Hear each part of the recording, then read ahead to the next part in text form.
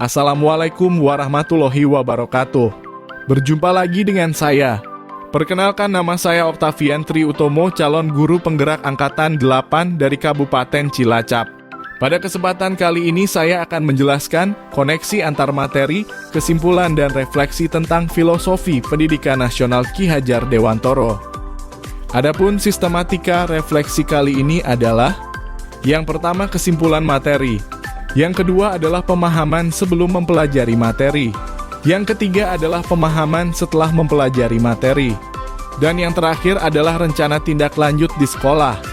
Mari kita bahas untuk pemikiran Ki Hajar Dewantoro. Di sini ada beberapa bagian yang akan saya jelaskan. Mulai dari pendidikan dan pengajaran. Kemudian tujuan pendidikan dan pendidikan yang menuntun.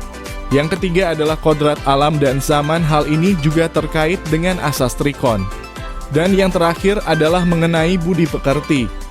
Mari kita bahas yang pertama, pendidikan dan pengajaran. Menurut Ki Hajar Dewantoro, pengajaran adalah bagian dari pendidikan. Pengajaran merupakan proses pendidikan dalam memberi ilmu atau berfaedah untuk percakapan hidup anak secara lahir dan batin. Adapun pengertian dari pendidikan adalah proses memberi tuntunan terhadap segala kekuatan kodrat yang dimiliki anak, agar ia mampu mencapai keselamatan dan kebahagiaan yang setinggi-tingginya baik sebagai seorang manusia, maupun sebagai anggota masyarakat. Adapun tujuan pendidikan menurut Ki Hajar Dewantoro adalah, pendidikan itu adalah menuntun segala kodrat yang ada pada anak-anak, sehingga mereka dapat mencapai keselamatan dan kebahagiaan yang setinggi-tingginya baik sebagai manusia maupun sebagai anggota masyarakat. Selanjutnya adalah pendidikan yang menuntun. Guru bisa diibaratkan sebagai petani atau tukang kebun. Guru harus memperhatikan kodrat anak seperti petani yang menyemai benihnya. Misalnya benih jagung pasti akan tumbuh menjadi jagung, dan benih padi pasti akan tumbuh menjadi padi. Tidak mungkin jagung menjadi padi atau padi menjadi jagung. Jadi masing-masing benih itu punya kodrat masing-masing. Sama halnya anak, mereka mempunyai kodratnya masing-masing, mereka mempunyai minat, bakat, dan kesenangan yang berbeda-beda. Nah, tugas petani adalah menumbuhkan tanamannya agar menjadi tanaman yang baik. Petani bisa menyiapkan lahan yang subur, menyiraminya, dan menghilangkan hama, serta memberi pupuk. Sehingga ke depannya, tanaman yang ditanamnya bisa tumbuh dengan baik. Begitu pula dengan guru. Guru bisa mengarahkan, menuntun, dan memfasilitasi anak sehingga mereka berkembang sesuai dengan kodrat mereka masing-masing. Selanjutnya adalah kodrat alam dan zaman. Anak bukan tabula rasa. Anak bukanlah kertas kosong yang siap ditulis apa saja, namun seorang anak sudah membawa kodratnya. Ibaratnya kertas. Di kertas itu seorang anak sudah ada tulisan atau coretan yang samar-samar. Tugas pendidikan adalah untuk menebalkannya sehingga menjadi jelas dan bermakna. Dalam proses penebalannya, kita harus memperhatikan kodrat alam, yakni pendidikan itu menyesuaikan lingkungan alam dan sosial anak, sehingga mereka bisa memahaminya secara mudah. Selain itu, dalam pendidikan, kita juga harus memperhatikan kodrat zaman. Artinya pendidikan itu menyesuaikan dengan zamannya. Selain kodrat alam dan zaman, juga dalam pembelajaran itu kita bisa menerapkan asas trikon. Yang pertama adalah continue. Pendidikan itu bergerak maju dan berkesinambungan, sehingga pendidikan itu terus-menerus, serta belajar sepanjang hayat. Yang kedua adalah konvergen. Dalam pembelajaran atau pendidikan, kita bisa mengambil dari berbagai sumber, baik sumber itu yang ada di dalam negeri maupun luar negeri. Dan yang ketiga adalah konsentris. Pendidikan itu harus relevan dengan kepribadian bangsa. Walaupun kita mengambil dari berbagai sumber termasuk sumber luar negeri, kita harus relevankan dengan kepribadian bangsa kita sendiri. Selanjutnya adalah pendidikan yang menghamba kepada anak. Pendidikan yang menghamba kepada anak adalah pendidikan yang dalam prosesnya itu berupa menuntun, yang pada akhirnya menghasilkan pendidikan yang berpihak kepada siswa. Pemikiran Ki Hajar Dewantoro selanjutnya adalah mengenai budi pekerti.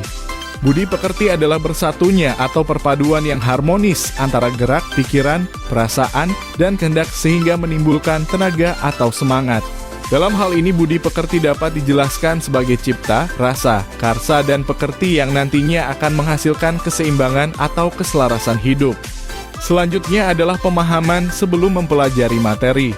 Ini adalah pengalaman atau pemahaman saya sebelum mempelajari materi filosofi pemikiran pendidikan Ki Hajar Dewantoro. Yang pertama adalah pembelajaran berpusat kepada guru. Jadi guru menjadi aktor utama dalam pembelajaran. Yang kedua adalah guru fokus mengajar untuk mengejar ketuntasan materi. Yang ketiga adalah guru menyamakan standar penilaian, siswa hanya tuntas sesuai dengan KKM. Yang keempat adalah materi cenderung fokus dari buku paket yang tersedia. Selanjutnya, guru kurang memperhatikan kemampuan awal dan latar belakang siswa. Dan yang terakhir adalah fokus pada hasil, bukan pada proses. Namun setelah memahami filosofi pemikiran pendidikan Ki Hajar Dewantoro, ada pemahaman yang lebih setelah mempelajari materi tersebut. Yakni yang pertama adalah saya mulai mengerti pembelajaran yang berpihak kepada anak. Menjadi guru harus menyediakan atau memberikan pembelajaran yang berpihak kepada anak. Yang kedua adalah guru bukan mengajarkan tetapi menuntun anak dalam pembelajaran. Yang ketiga, dalam pembelajaran guru bukan hanya untuk mengejar materi, tapi lebih fokus pada kebutuhan siswa. Selanjutnya adalah sumber belajar itu tidak hanya dari buku, tetapi dari berbagai sumber. Ini sesuai dengan salah satu asas Trikon, yaitu asas konvergen. Yang terakhir adalah ternyata proses itu lebih penting daripada hasil. Hal-hal yang dapat segera saya terapkan dalam pembelajaran di kelas saya antara lain: merancang pembelajaran yang interaktif dan menyenangkan dengan melibatkan murid sesuai dengan metode student-centered learning. Selanjutnya saya akan menerapkan pembelajaran abad 21 yang sesuai dengan pemikiran Ki Hajar Dewantara yang berpikir kritis, kreatif, komunikatif, dan kolaboratif dengan berperan teguh pada konsep memerdekakan anak. Berikutnya saya akan menggunakan permainan tradisional sebagai media pembelajaran.